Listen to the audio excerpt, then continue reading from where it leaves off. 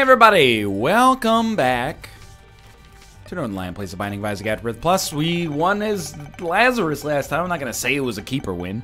We're getting a front half character. Ooh, Kane. I said some Kane will do you good. And it will. HCAJ-TCFG. With so much drama in TCFG, it's kind of hard being NIAC backwards. It doesn't really work. Nice idiot and cool. That's my description of myself. Kane backwards. I hate to tell you this, because it's in advance of... we should never have been hit there. It's in advance of the Super Bowl.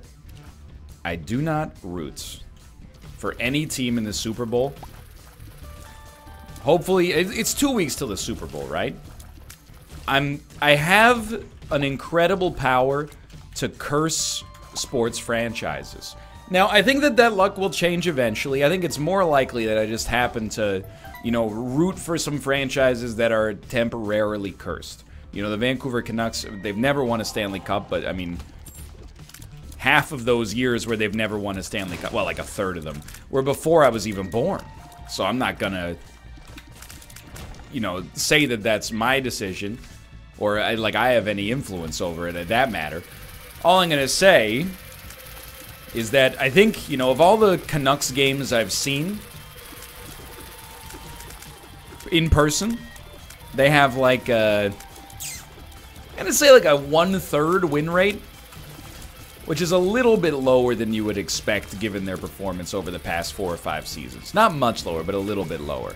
I also, you know, I saw Canada lose to Germany. I watched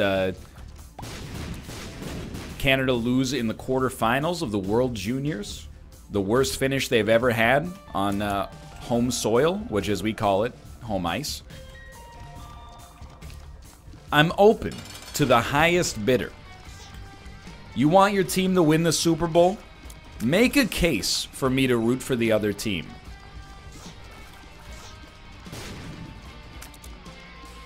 I'm not saying, I'm not facilitating Twitch Prime subscriptions or something like that. Monetary compensation, because quite frankly, I would feel pretty weird considering I actually don't have any control over it whatsoever. I'm basically selling you snake oil at that point. I wouldn't respect myself. But make me a moral case, you know, for who to root for. Last year, who did I root for? Well, you know what's funny? I have the opportunity every single year to say this because the Patriots are in the Super Bowl every single year. I think you have innately. I kind of respect the dynasty because to do, you know, there's a lot of variance in sports. To be at the top consistently in that championship game is indicative of an extremely accomplished and well-made team. And I think I understand why everyone hates them, and some of those reasons are kind of valid. But simultaneously, I also feel like some of them are like a little bit unfair. Like you hate them because they're always in the Super Bowl. Okay. You know, hate the Blackhawks because they're always in the Winter Classic. That's gifted to them by the league. I can't hate a team that just makes it to the championship game on their own merits. Anyway, where was I going with this? It's a deliberately, or an admittedly kind of contentious subject. I don't want to be the guy, you know, the New England Patriots defender is logged on. I'm just saying. That's where my natural preference is, but I understand the Rams just moved to a new city. You know, there's some spirit to them there. They're a younger team.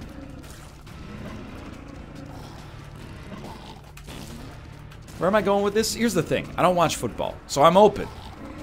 You know how Larry David was the social assassin? That's me. I can be your sports franchise assassin.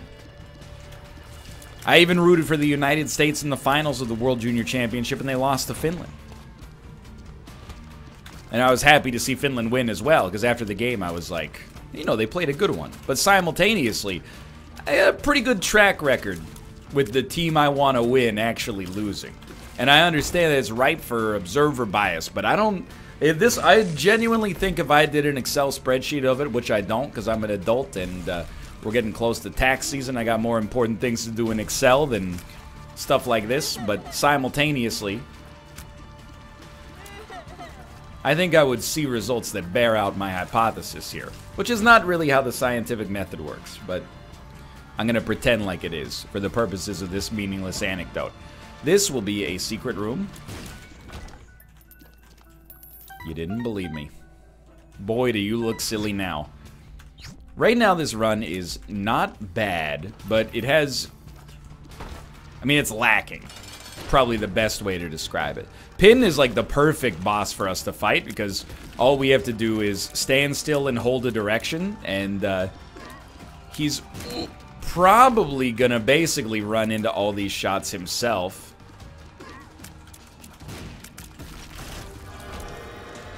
We get a great rate of fire. Now we're looking for a tear effect. And you know what? We got one. I'm not willing to take Death's List. I did think about it. I really did. But Eye of Belial, I like. I like it a lot, actually. So I think this is very, very solid. Piercing shots that we fire at the tier cap, which is real surprising. Do these become spectral? They do not. Okay. Well, that would have been too much power. And you remember what Kanye West said, no one man should have all that power. My favorite philosopher. No. I can't. Ooh, I can't not. Infestation 2. Great killing power. This is a run that's starting to pop. HP, a little hard to come by right now. But I believe in our power here. Is it possible to learn this power? You gotta be careful. There's just a couple of sports things that legitimately will make people upset. There's gotta be like one for each sport. For football, it's very simple. You just say, I'm a fan of the New England Patriots. You're like, 90% of football fans are going to be like, oh, really? Oh, where did you grow up? When did you start to root for them? When were you born? Did you live through any Patriots losing seasons? What is it in baseball? Probably rooting for the Yankees or the Los Angeles Dodgers, despite living not in either of those two cities. I think it's exactly the same for the Barclays Premier League. Who's your favorite soccer team? Manchester United, bro. They were dynamite in FIFA 2006. Where do you live? New Jersey. There's just a weird sort of honor associated with sports, right? What is it for the NHL? I think it's honestly like the Edmonton Oilers deserve another first-round pick. I know we're getting into serious sports talk, but what is it for the NBA? Probably wearing a Golden State Warriors hat, despite not knowing that the team existed 2 years ago. I don't think we want this. In the end, it's all snobbery, by the way. I'm starting to get better. It's like, anytime you're like a fan of something, there's a temptation to gatekeep. I'm trying to get over it. As far as I'm concerned, you know, I'm a fan of the Vancouver Canucks. The last 3 seasons were not good seasons to be a fan of this team. They're coming up in a big way. Well, in a minor way, but potentially in a big way later, thanks to the stunning play of Elias Pettersson, as well as a relatively strong supporting cast. If you see our long-necked superstar, and you say, I want to be a fan of that team, hop on board. Happy to have you. I'm not going to gatekeep. Oh, if you weren't a fan during the Marc Messier days. You can't truly become a fan until you've witnessed at least one crushing playoff loss in person. I'm trying to get out of that mindset. Whoa!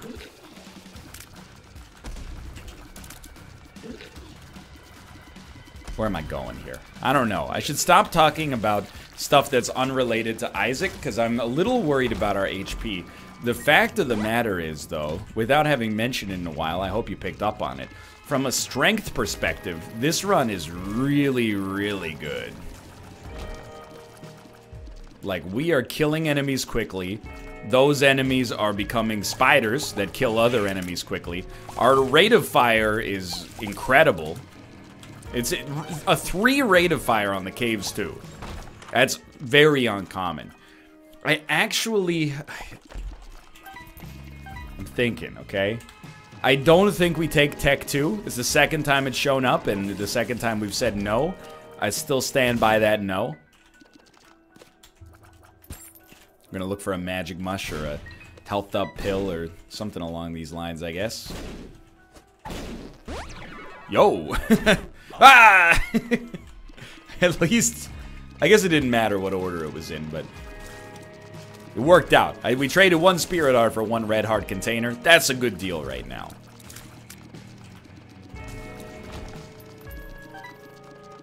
I can live with that.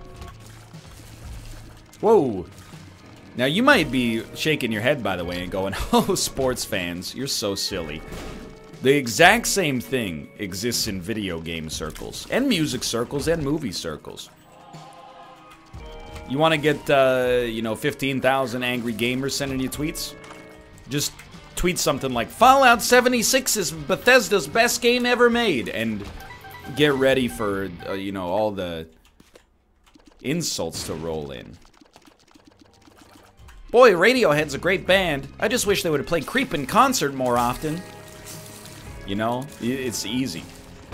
My favorite Marvel movie is Age of Ultron. Search your feelings. You know it to be true. There's an element of this in every fandom. And I'm sure those amongst us have been and will probably continue to be at some situations, you know, an element of that element. We just gotta do our best to nip it in the bud. And they probably did that back in the day, right?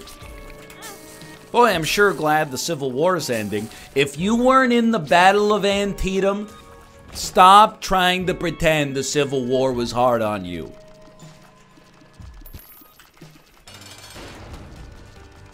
Oh, you're glad the Civil War's ending. Oh, where were you standing when Lincoln gave the Gettysburg Address? Can you identify yourself in this picture? In this lithograph? No? Well, then stop pretending, okay? How many letters did you write to your betrothed, named Martha, while Ken Burns narrated your dialogue over top? Oh, 1, huh? I wrote 17 missives. I don't know where I'm going with this. What I do know is we got HP, we got damage, I got chills, they're multiplying, and I'm losing all control.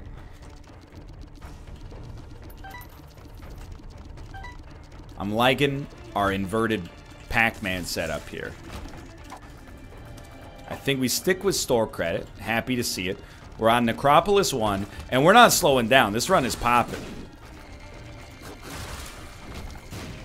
Sports are a favorite anecdote for me. Because I like to speak about what I know, and I don't know much except, you know, fictional spreadsheets related to professional athletes half my age. Well, 1/3 my age. Wait, 2/3 my age, who are more talented in one specific thing than I'll ever be in an aggregate of skills in my entire life. It's that and food. I don't have that many food anecdotes. I already blew out the soup one recently. Haven't been grocery shopping as much lately either. We've just been busy. Too busy to grocery shop? Well, you know, it's a whole... You know, it's hard to be, I wouldn't say antisocial, but, you know, I like to a certain extent, I guess, min-max my grocery trips. If you have an all-hours grocery store around you, or at least a grocery store that's still great and open late, you'll hear my pain here. I like to grocery shop around 9, 10 p.m. on a weekend. It's lovely. There's nobody in the grocery store, which is not really a big deal, but you do save a lot of time when waiting on checkout. I don't mind waiting for, you know, the more people are in the grocery store, it adds a little bit of time to your grocery trip, but for the most part, like, I'm okay waiting for somebody to be, oh, do I want the whole wheat goldfish, or do I want the sodium-reduced goldfish? Let me think about it for 10 minutes, you know? That's your prerogative. I'm inclined to let you do it. I'll go to a different, Curse of Darkness. Where is my map? Why do we have Curse of Darkness and Curse of... Am I losing it? We're doubled up on curses here. What was I saying? Anyway. I'm just saying, it does save you a little bit of time. But the big time saver is at checkout. So I like to grocery shop later whenever possible. But now I got that early morning sleep schedule. Well, not early, but earlier morning sleep schedule. And now I'm like, well, it's 10:30. I don't really want to grocery shop. I won't be home till like 11. And then, you know, at that point, I'm starting to think about getting ready for bed. And instead, I play like, you know, 75 minutes of Super Smash Bros. Or something. But still, you know, it's the thought that counts, sort of. So it's just been a little bit out of timing. But I did realize something. Today's Sunday. I worked out on Saturday morning. One of the benefits from working from home, you know, is that if you want to go to the gym, and by working from home, I mean unemployed. There's a subtle difference. You can choose when to go to the gym. So I don't want to go to the gym at 8 a.m. when people are going before work. It's a luxury. And by the way, if you're like, lucky you, here's the thing. You should already be thanking me if you have to go to gym at 8 a.m. Because I'm not going when you're going. You know, I'm making space for the morning commuters. And the same for the people that want to go after work. I don't want to go to the gym at like, you know, 5, 6, or 7 p.m. because the people who are getting off work are going to be at the gym. So I go, you know, like 10 a.m. It's just me and senior citizens doing aquatic Tai Chi. It's perfect because we're both at the same fitness level. But on Saturday morning, I was like, I don't know if I want to go to the gym. It's Saturday morning. It's probably going to be really busy. I went down there. It was like 10:30 a.m.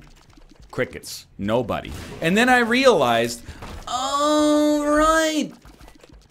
Everybody's hungover. I accidentally had almost tricked I was starting to run the rationalization game in the brain. I was like, oh, it's going to be so busy. Maybe I should just, you know, only go Monday, Wednesday, Thursday or something like that. But I was like, I might as well at least go check it out. And then if it's super, super busy and it looks like you're going to have to wait to use anything, then I can just leave. And then when I got down there, it was empty. I was like, all right. This is the benefit of a Saturday. Everybody's off. But Saturday at 10:30 a.m., the majority of people between the ages of like 20 and 39 at least are laying in bed. I'm not saying they're all hungover, but at least enjoying their snooze. This is a benefit of working from home. You can treat your Wednesday like a Saturday and your Saturday like a Wednesday. I am saving minutes a week that I'm very excited to, you know, capitalize on when I'm on my deathbed. I'm going to have so many banked minutes. What am I going to do? Get slightly better with Isabel. Don't judge me. She's a good character.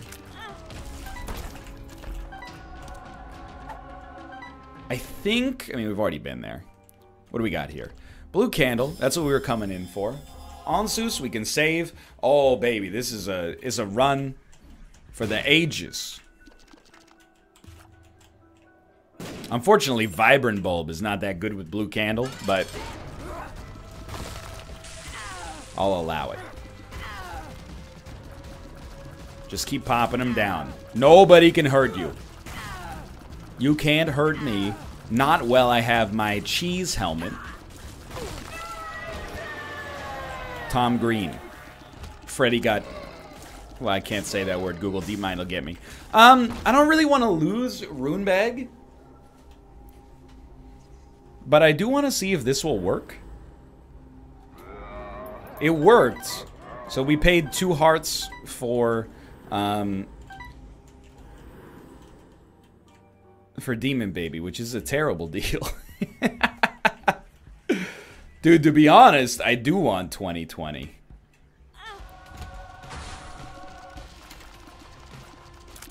I don't really want to do the boss rush, but, you know, I'll do it to get 2020. I got no problems there. So that's why my grocery anecdotes are a little lacking lately. I'm working on it. Right after this, I don't know, I should go grocery shopping, but there's also a lunar eclipse going on. You can't go grocery shopping during a lunar eclipse. What will the neighbors think? The Onsuses are fine, but we are hoping Runebag will give us some Alges and Degas. Or as Elton John said, Alges and Degas. Alges. Alges. So I'm just going to keep doing it, but I'm going to wait an increasing interval between each one to be peak annoying. Alges and the guy. Okay. Look, I've got being annoying down to a science. It's only because I respect humanity that I don't take advantage of it more frequently. That's Hagalaz. I specifically asked for a different outcome.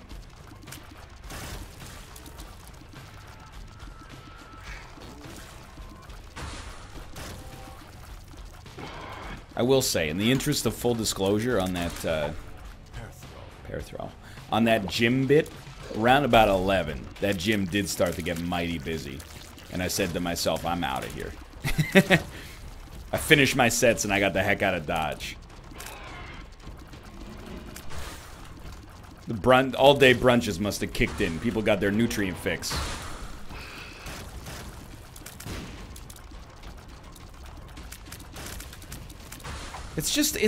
Please no more Onsus. It's not as nice to go, to do things when everybody else is doing them. I hate to say it, but it's true.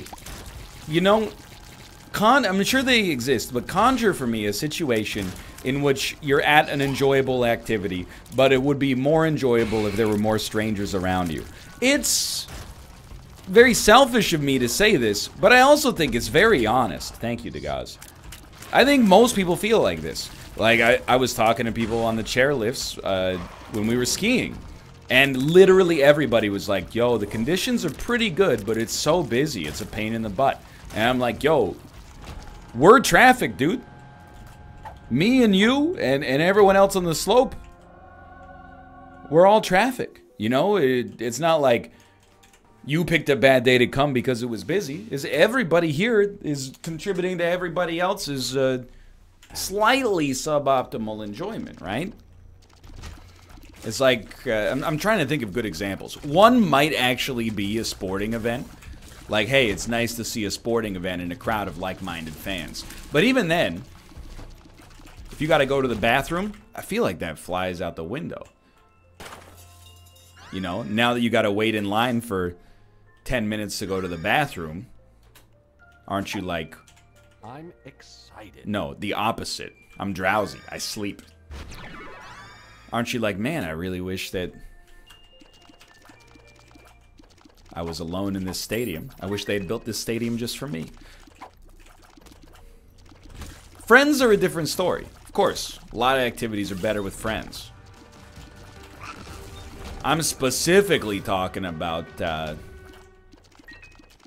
you know, strangers. I would always be happier in a restaurant if I was the only table in the restaurant. I would always be happier in the grocery store if I was the only person in the grocery store. I'd be happier at a Fleetwood Mac concert if it was a concert just for me. Well, and, you know, my loved ones. But, well, we're talking about for the purposes of the anecdote here. I mean, there's not too many situations I'm trying to think of, like, you know, when they do the Times Square, like, ball drop. I don't think this is misanthropic, by the way. I think this is just honest. You know, there's not too many situations where people are like, hey, you know, this is a really nice experience, but you know what would make it a lot nicer? Being surrounded by a bunch of strangers. Maybe you agree, maybe you disagree. It's fine either way. I like you guys.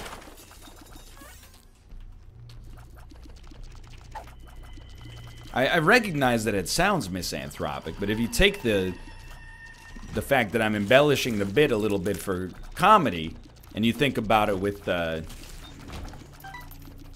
mean, maybe I'm not going to put thoughts in your head, but, you know, don't you agree? I mean, I'm actually, like, I firmly believe this so much that I'm, like, I'm thinking it's common sense, which is probably a dangerous line of reasoning. I guess I could see one counter example, which is like sometimes, you know, especially if you live like an isolated existence, it's nice to get outside and be surrounded by people, even if they are strangers. It gives you a sense of, you know, being a part of something larger than yourself. I actually do also think it's good to be forced to interact with strangers. It builds up valuable skills as a human being, like, you know, how to tolerate people who believe different things than you do. I think it's very good to be forced to, like, socialize in those situations. That being said, I would still prefer if I had my own private grocery store.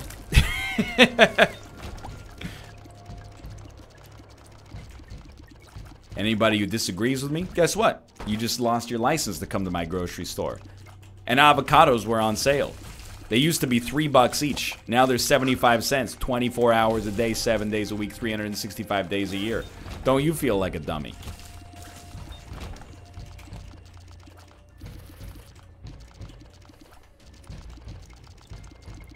I will say, and you know, it's going to the gym, like a public gym, I've worked out a decent amount in my day. Some of it's been at a gym. A lot of it has been at home or doing solitary activities, you know, like running, biking, etc., etc. But a lot of it has been at home with, like, you know, barbell sets in places where I didn't really care if the floor got a little bit messed up by dropping a barbell on it a couple times. Like, my bedroom when I was in second, third, and fourth year of college is actually bigger than my bedroom is now as a real adult with a job. So I had, like, the kind of space where I could do stuff like that. So part of the gym is still a little, I wouldn't say weird to me, but just different. That was not a good anticipatory choice there. Like, one of the things, we got a dumbbell rack in our gym. But, you know, it has one set of dumbbells. It's a pretty small facility. It's got one set of dumbbells for each weight, you know, in 5-pound intervals up to like 40, and then 10-pound intervals up to like 80 or something like that. So, you know, there's 120, well, there's 220s, 225s, 230s, etc., etc. So if I'm using the 30s, sometimes people will come over and they'll just like walk over to the dumbbell rack and they'll look at it for like, you know, 60 seconds, and they'll be like, well, hey, where are those 30s? And then they look at me, and they go, oh, this guy's got the 30s. And they're like, what do I do? And I'm like, what do I do? I'm on set 1 of 3. I can give you the dumbbells, but then we're going to be passing them back and forth. And first off, you got to ask me for them. I'm not going to just walk up to you and be like, hey, do you want these dumbbells? It makes me feel a little weird. So we end up in this weird, you know, everybody's looking at a 45-degree angle of everybody else sort of situation. I don't know. Everybody here is as antisocial as I am, I guess. Maybe I'm overthinking it. I also feel weird because it's kind of cramped. So sometimes you end up, you know, if you're using the mirror, not to marvel at your incredible pump, but instead to, like, you know, critique your form and be like, oh, I'm really throwing way too much momentum behind that. I'm not getting the isolated muscle work I'm looking for. You know, you end up, like, standing next to somebody, and you're kind of, like, side by side doing the workout, looking at each other in the mirror. And I'm like, the thing is, I'm not trying to, you know, catch a peep, Mr. Schwarzenegger. It's more like, you know, the facility is tiny enough that we're all kind of forced into looking at each other here. And it's weird for me, because I'm also like, you might think that I am a prude. I'm very imprudish when it comes to gym stuff. You know, I don't know if they still do it like this today, but, you know, we would go on, like, swimming field trips in 2nd, 3rd, 4th, 5th, 6th, 7th, you name it, grade.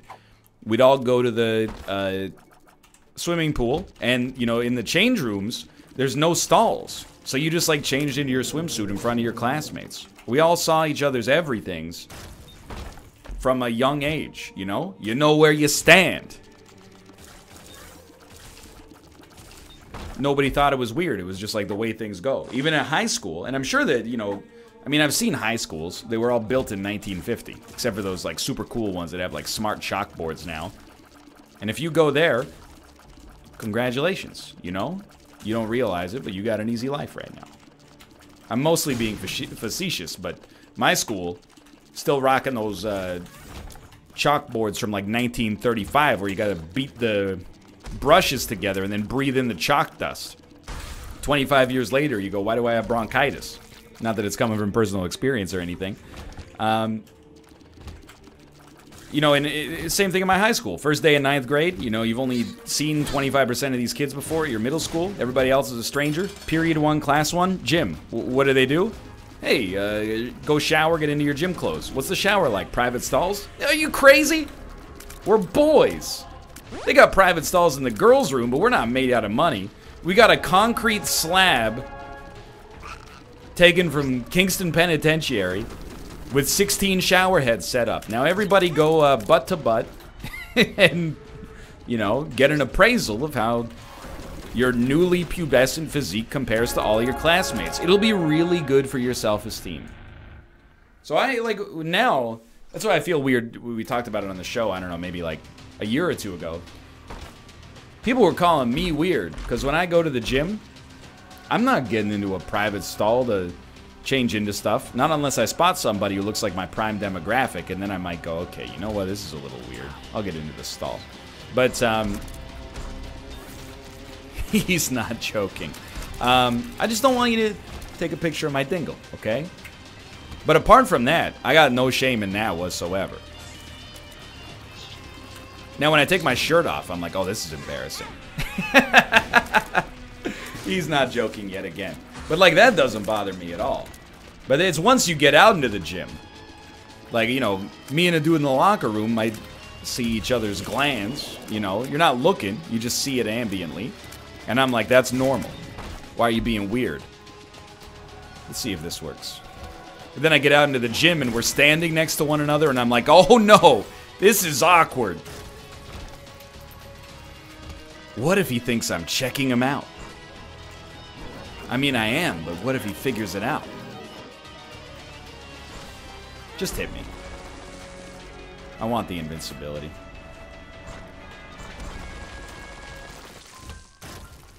What I'm trying to say is a very roundabout way of saying I wish that the gym was only for me.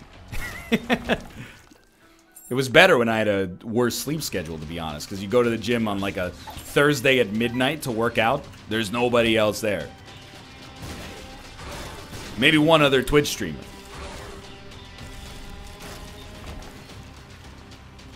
It's when you can get the best swolfies as well. What's a swolfie? It's a selfie when you're swole. Oh, you're not part of the swole culture? I've recently discovered it after doing 4 bicep curls. I think it really represents me as a human being. Here's the thing. If you don't take a picture of yourself at the gym every time you go, were you really there, bro? Here's what you do. You sit yourself down on the flat bench in your muscle tank top and your shorts, and then you gotta put your hands, your elbows on your knees, like, oh, I've been working out so much I can't even support my elbows. And then you take a picture in the mirror, but here's the thing, though. In the mirror, there has to be the reflection of the heaviest dumbbells on the rack. I'm talking 70, 80-pound weights. That way, it subtly sends the message to everybody that, yo, not only is my dude working out, but he's so tired from lifting these 80-pound cans. He just had to take a photo. And then the photo is always like, there's no such thing as an off day, or something like that. Now, lest you think I'm calling you or anyone else out in particular, this is based on an amalgamation of workout selfies that I have seen on the website known as Twitter.com. It is illegal to post a gym selfie if you don't post the caption with something like, what's an off day, lol? Or, I don't know, rest is a 4-letter word, or something like that. Yo, I can't shoot. If young Metro don't trust you. What am I doing? Please, you're gonna think I've lost it. It's just really hard to aim this while it's slow, and I have no idea why. It might also be conjoined, not helping us out. but I'm digging what's going on with these shots here, even though I don't fully understand it. They'll be quite helpful, I think. You guys are still going, huh? There's more of you? I do wish we were Guppy. Oh, you know what it is? Do we have homing shots? It's weird. It's like after we hit, it homes, but it homes away from the enemy. Maybe because of conjoined, mixed with Eye of Belial. Dude, I don't know. I'm just spitballing here. You know your boy's trying. There's no such thing as a rest day. Rest is a 4-letter word. By the way, if you post gym selfies and it helps to keep you motivated, if you wake up and you're like, you know, oh, I don't really want to go to the gym, but I really want to post that selfie and get that serotonin and dopamine release afterwards, more power to you, dude. I don't mean that in a negative way at all. I'm being the opposite of a gatekeeper. Please keep doing it and don't let an ignorant YouTuber, you know, make you feel ashamed of it. That being said, I will continue to make fun of everybody, including myself, and including people who probably don't deserve it. So, stick around. It's gonna be like that. But it's positive spirited. It's good-natured ribbing. That's what I'm getting at here. Anyway, good run. Thanks for watching. I hope you guys have enjoyed it. If you did, click the like button. It's a great deal. Of course, subscribe if you want to see more in the future. For now, thanks for watching. I'll see you next time. And follow me on Twitch, twitch.tv/Northernlion to be notified when I go live in the future. For now, thanks for watching. I'll see you next time. See ya.